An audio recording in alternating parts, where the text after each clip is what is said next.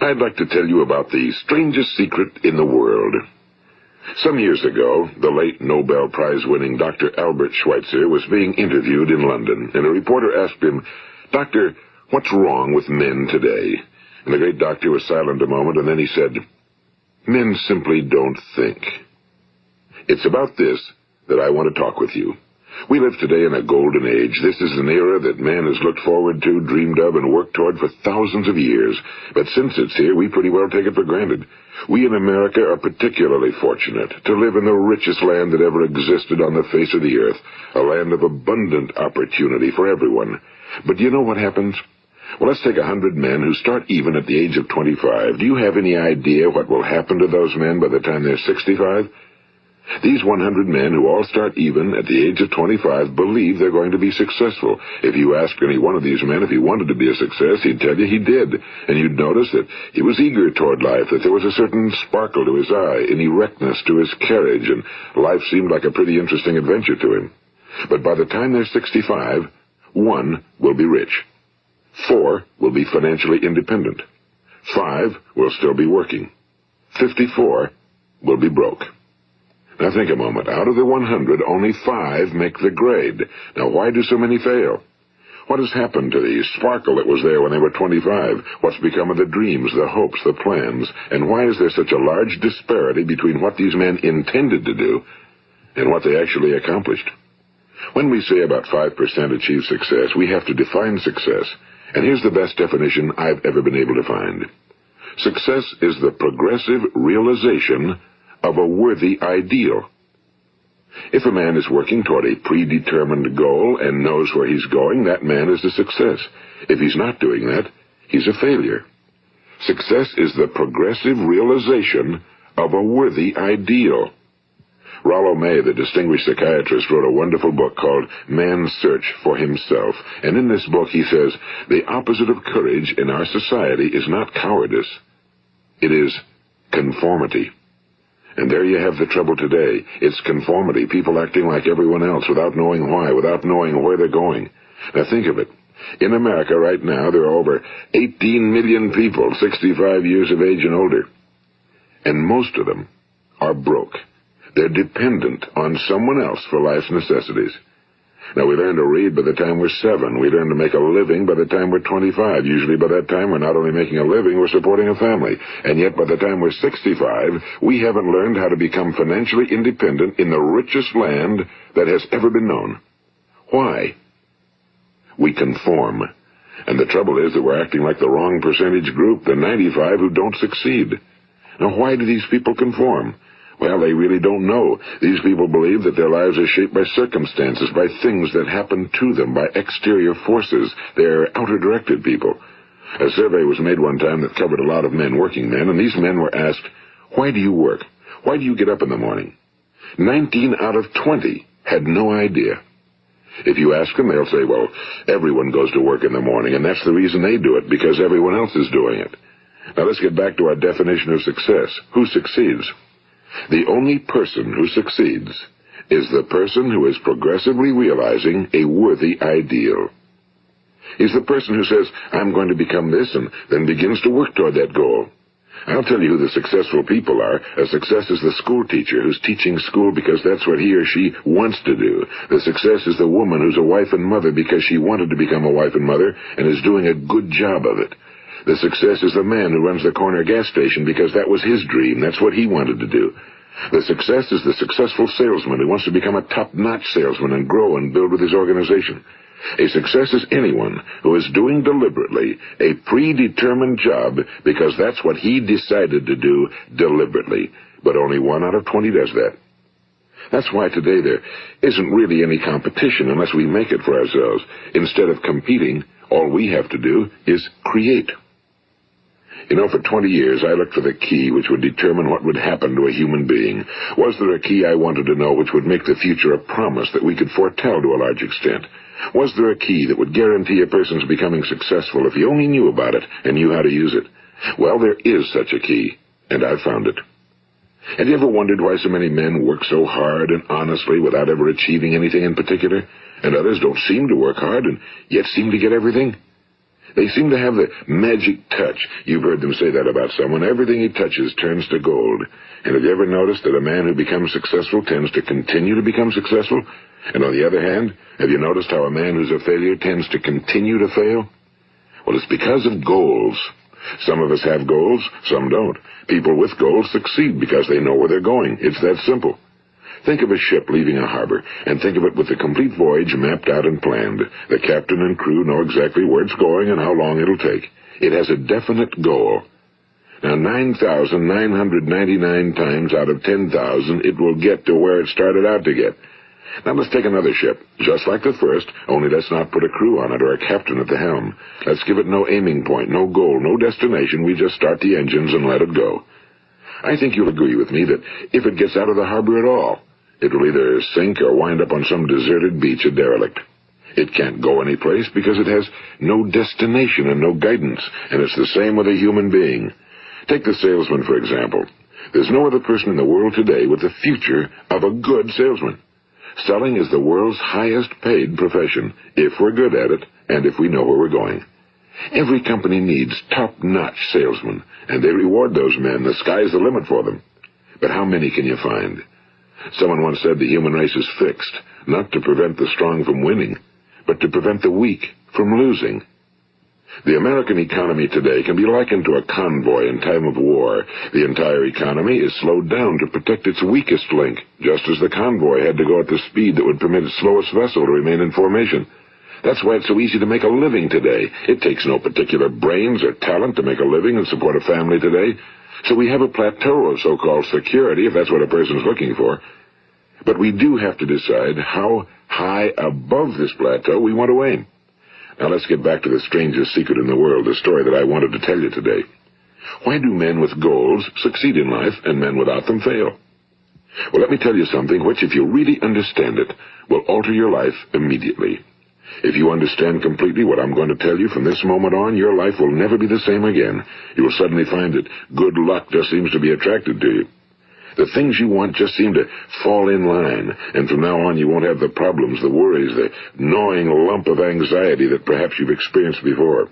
Doubt, fear, well, they'll be things of the past. Here's the key to success and the key to failure. We become what we think about. Now let me say that again. We become what we think about.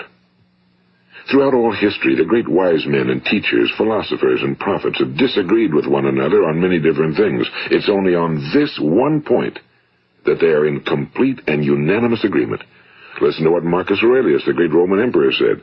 A man's life is what his thoughts make of it.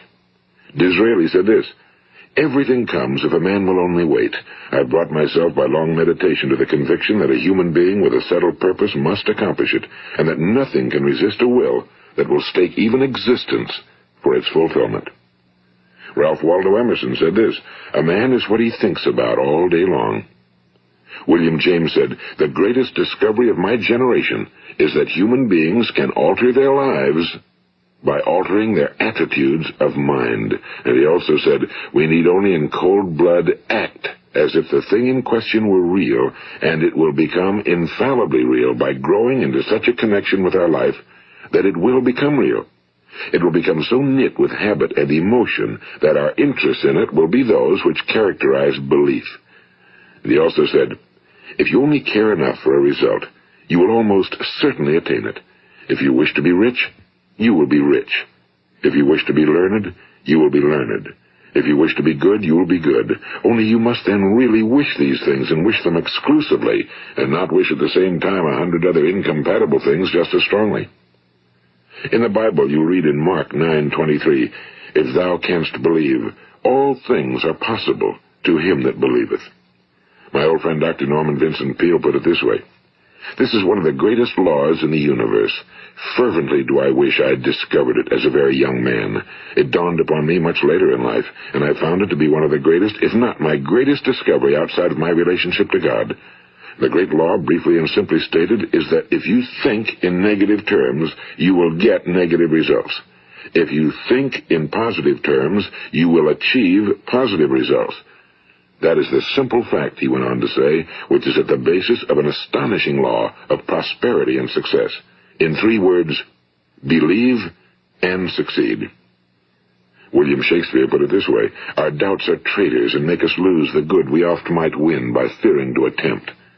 George Bernard Shaw said, people are always blaming their circumstances for what they are. I don't believe in circumstances. The people who get on in this world are the people who get up and look for the circumstances they want, and if they can't find them, make them. Well, it's pretty apparent, isn't it? And every person who discovered this for a while believed that he was the first one to work it out. We become what we think about.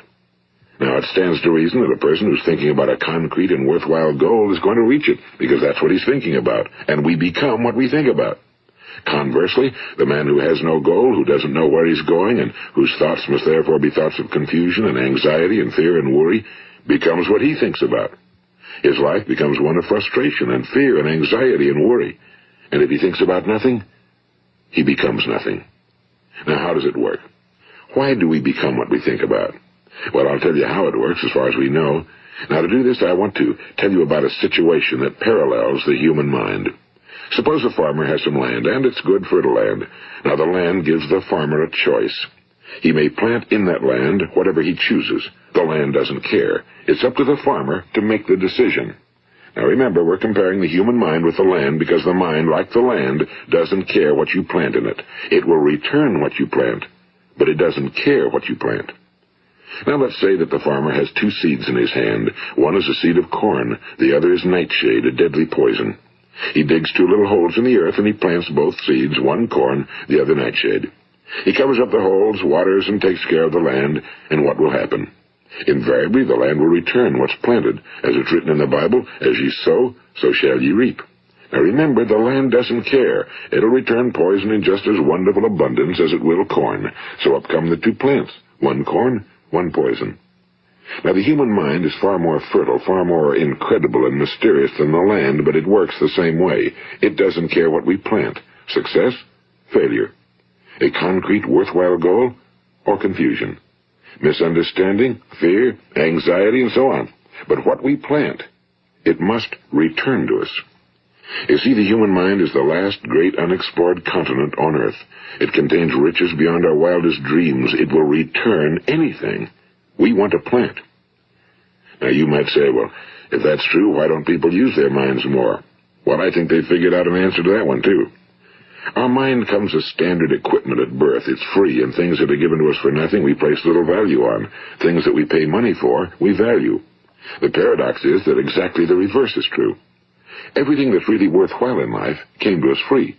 Our minds, our souls, our bodies, our hopes, our dreams, our ambitions, our intelligence, our love of family and children and friends and country, all these priceless possessions are free. But the things that cost us money are actually very cheap and can be replaced at any time. A good man can be completely wiped out and make another fortune. He can do that several times.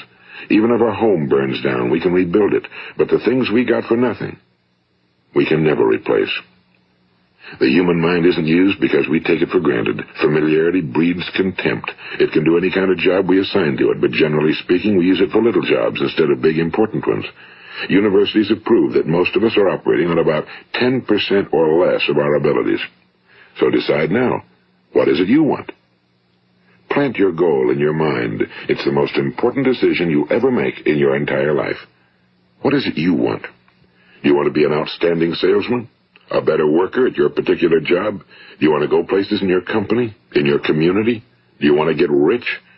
All you've got to do is plant that seed in your mind, care for it, work steadily toward your goal, and it will become a reality. It not only will, there's no way that it cannot. You see, that's a law, like the laws of Sir Isaac Newton, the laws of gravity. If you get on top of a building and jump off, you'll always go down. You'll never go up, and it's the same with all the other laws of nature. They always work. They're inflexible. Think about your goal in a relaxed, positive way. Picture yourself in your mind's eye as having already achieved this goal.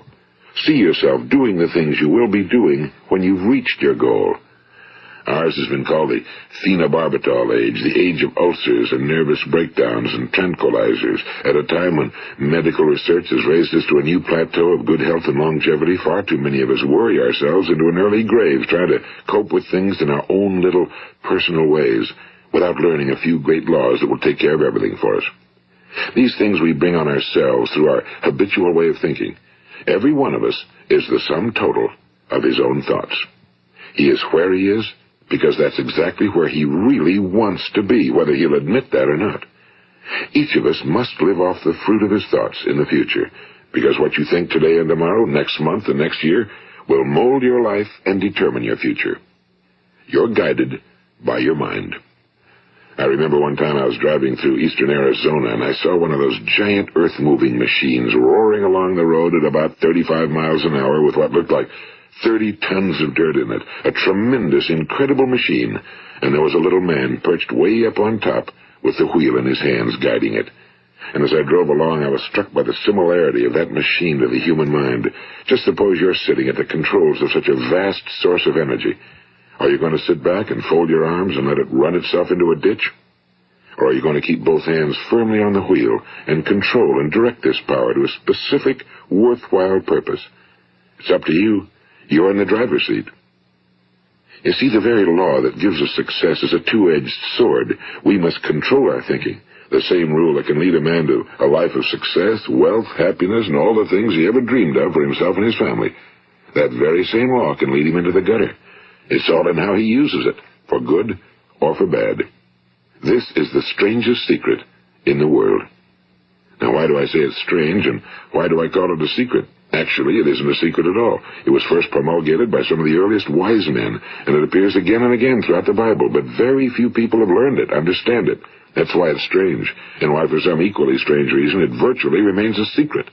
I believe that you could go out and walk down the main street of your town and ask one man after another what the secret of success is, and you probably wouldn't run into one man in a month who could tell you. Now, this information is enormously valuable to us if we really understand it and apply it. It's valuable to us not only for our own lives, but the lives of those around us, our families, employees, associates, and friends. Life should be an exciting adventure. It should never be a bore. A man should live fully, be alive. He should be glad to get out of bed in the morning. He should be doing a job he likes to do because he does it well. One time I heard Grove Patterson, the great late editor-in-chief of the Toledo Daily Blade, make a speech, and as he concluded his speech, he said something I've never forgotten. He said, "My years in the newspaper business have convinced me of several things. Among them, that people are basically good, and that we came from someplace, and we're going someplace.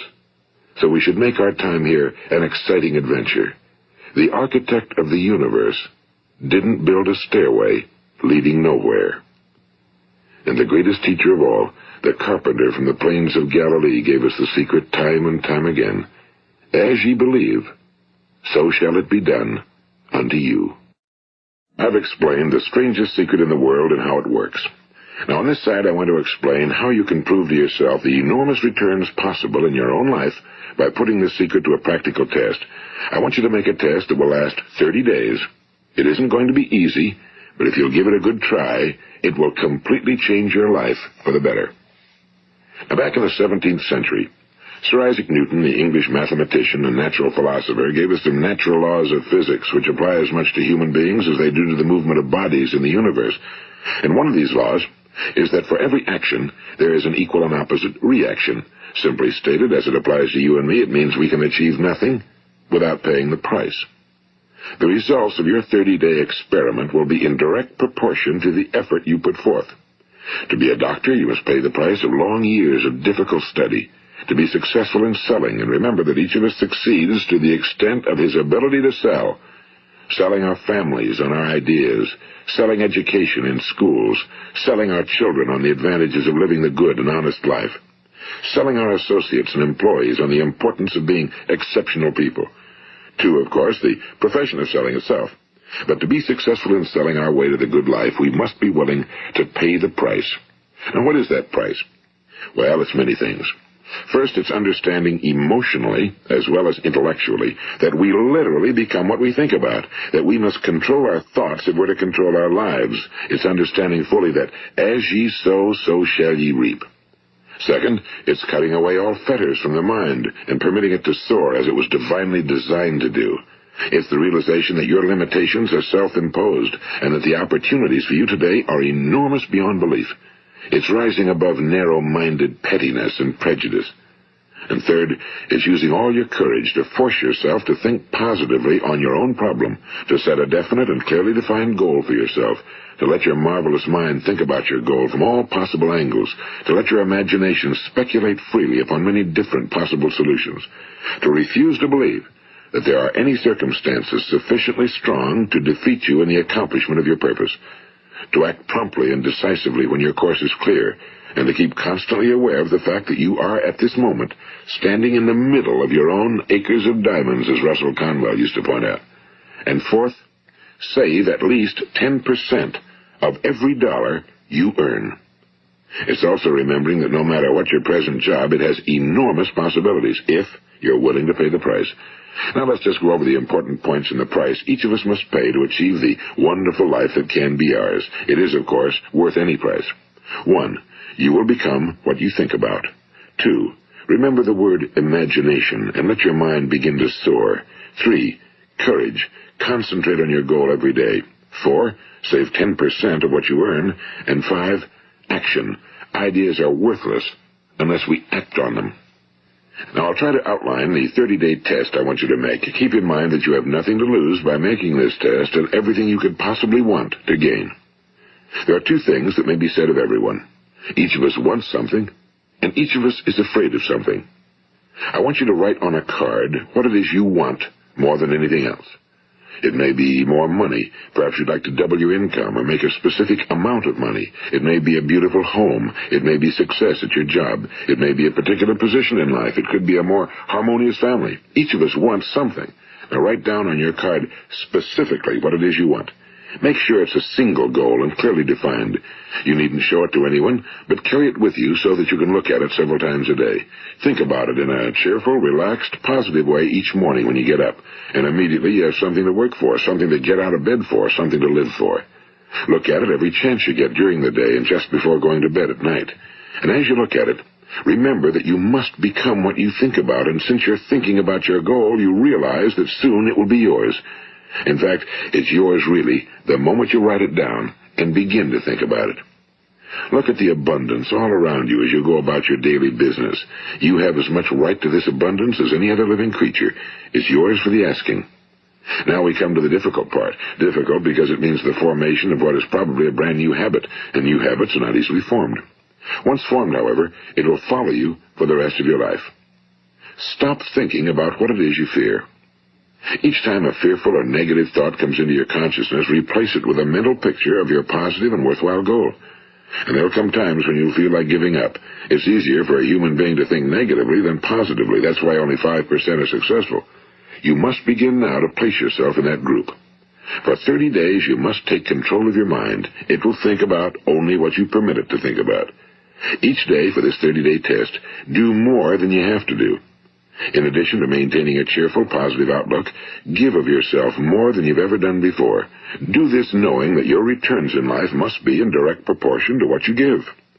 The moment you decide on a goal to work toward, you're immediately a successful person. You are then in that rare and successful category of people who know where they're going.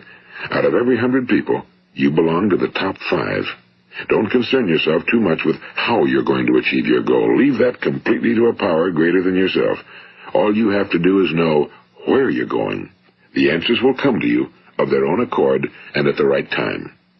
Remember these words from the Sermon on the Mount, and remember them well. Keep them constantly before you this month of your test. Ask, and it shall be given you. Seek, and ye shall find. Knock, and it shall be opened unto you. For every one that asketh receiveth, and he that seeketh findeth, and to him that knocketh it shall be opened. It's as marvelous and as simple as that. In fact, it's so simple that in our seemingly complicated world, it's difficult for an adult to understand that all he needs is a purpose and faith. For 30 days, do your very best. If you're a salesman, go at it as you've never done before, not in a hectic fashion, but with the calm, cheerful assurance that time well spent will give you the abundance in return you deserve and want. If you're a homemaker, devote your 30-day test to completely giving of yourself without thinking about receiving anything in return, and you'll be amazed at the difference it makes in your life. No matter what your job, do it as you've never done it before for 30 days. And if you've kept your goal before you every day, you'll wonder and marvel at this new life you've found. Dorothea Brand, the outstanding editor and writer, discovered it for herself and tells about it in her fine book, Wake Up and Live. Her entire philosophy is reduced to the words, act as though it were impossible to fail. She made her own test with sincerity and faith, and her entire life was changed to one of overwhelming success. Now, you make your test for 30 full days. Don't start your test until you've made up your mind to stick with it. You see, by being persistent, you're demonstrating faith. Persistence is simply another word for faith. If you didn't have faith, you'd never persist. If you should fail during your first 30 days, by that I mean suddenly find yourself overwhelmed by negative thoughts, you've got to start over again from that point and go 30 more days. Gradually, your new habit will form until you find yourself one of that wonderful minority to whom virtually nothing is impossible. And don't forget the card. It's vitally important as you begin this new way of living. On one side of the card, write your goal, whatever it may be. On the other side, write the words we've quoted from the Sermon on the Mount. Ask, and it shall be given you. Seek, and ye shall find. Knock, and it shall be opened unto you. Nothing great was ever accomplished without inspiration. See that during these crucial first 30 days, your own inspiration is kept at a peak. And above all, don't worry. Worry brings fear, and fear is crippling. The only thing that can cause you to worry during your test is trying to do it all yourself. Know that all you have to do is hold your goal before you. Everything else will take care of itself. Remember also to keep calm and cheerful. Don't let petty things annoy you and get you off course. Now, since making this test is difficult, some will say, why should I bother? Well, look at the alternative. No one wants to be a failure. No one really wants to be a mediocre individual. No one wants a life constantly filled with worry and fear and frustration. Therefore, remember that you must reap that which you sow. If you sow negative thoughts, your life will be filled with negative things. If you sow positive thoughts, your life will be cheerful, successful, and positive. Now, gradually, you will have a tendency to forget what you've heard on this recording. Play it often. Keep reminding yourself of what you must do to form this new habit. Gather your whole family around at regular intervals and listen to what's been said here. You know, most men will tell you that they want to make money without understanding the law. The only people who make money work in a mint. The rest of us must earn money. This is what causes those who keep looking for something for nothing or a free ride to fail in life. The only way to earn money is by providing people with services or products which are needed and useful. We exchange our time and our product or service for the other man's money. Therefore, the law is that our financial return will be in direct proportion to our service. Now, success is not the result of making money. Making money is the result of success, and success is in direct proportion to our service. Most people have this law backwards. They believe that you're successful if you earn a lot of money. The truth is that you can only earn money after you're successful. It's like the story of the man who sat in front of the stove and said to it, give me heat, and then I'll add the wood. How many men and women do you know, or do you suppose there are today, who take the same attitude toward life? There are millions. We've got to put the fuel in before we can expect heat. Likewise, we've got to be of service first before we can expect money. Don't concern yourself with the money. Be of service. Build, work, dream, create. Do this, and you'll find there's no limit to the prosperity and abundance that will come to you.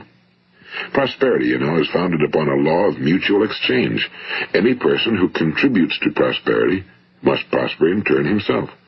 Sometimes the return will not come from those you serve, but it must come to you from someplace, because that's the law. For every action, there is an equal and opposite reaction. As you go daily through your 30-day test period, remember that your success will always be measured by the quality and quantity of service you render, and money is a yardstick for measuring this service. No man can get rich himself unless he enriches others. Now, there are no exceptions to a law. You can drive down any street in America and from your car estimate the service that's being rendered by the people living on that street. Had you ever thought of this yardstick before? It's interesting. Some, like ministers and priests and other devoted people, measure their returns in the realm of the spiritual, but again, their returns are equal to their service. Once this law is fully understood, any thinking person can tell his own fortune. If he wants more, he must be of more service to those from whom he receives his return. If he wants less, he has only to reduce his service. This is the price you must pay for what you want. If you believe you can enrich yourself by deluding others, you can end only by deluding yourself. It may take some time, but just as surely as you breathe, you'll get back what you put out. Don't ever make the mistake of thinking you can avert this. It's impossible. The prisons and the streets where the lonely walk are filled with people who tried to make new laws just for themselves. We may avoid the laws of man for a while, but there are greater laws that cannot be broken. An outstanding medical doctor recently pointed out 6 steps that will help you realize success. 1. Set yourself a definite goal. 2. Quit running yourself down. 3. Stop thinking of all the reasons why you cannot be successful and instead think of all the reasons why you can. 4. Trace your attitudes back through your childhood and try to discover where you first got the idea you couldn't be successful, if that's the way you've been thinking. 5. Change the image you have of yourself by writing out a description of the person you would like to be. And 6. Act the part of the successful person you have decided to become. The doctor who wrote those words is a noted West Coast psychiatrist, Dr. David Harold Fink. Do what the experts since the dawn of recorded history have told you you must do. Pay the price by becoming the person you want to become. It's not nearly as difficult as living unsuccessfully. Make your 30-day test, then repeat it again, and each time it will become more a part of you until you'll wonder how you could ever have lived any other way. Live this new way and the floodgates of abundance will open and pour over you more riches than you may have dreamed existed. Money? Yes, lots of it. But what's more important, you'll have peace. You'll be in that wonderful minority who lead calm, cheerful, successful lives. Start today. You have nothing to lose, but you have a whole life to win. This is Earl Nightingale, and thank you.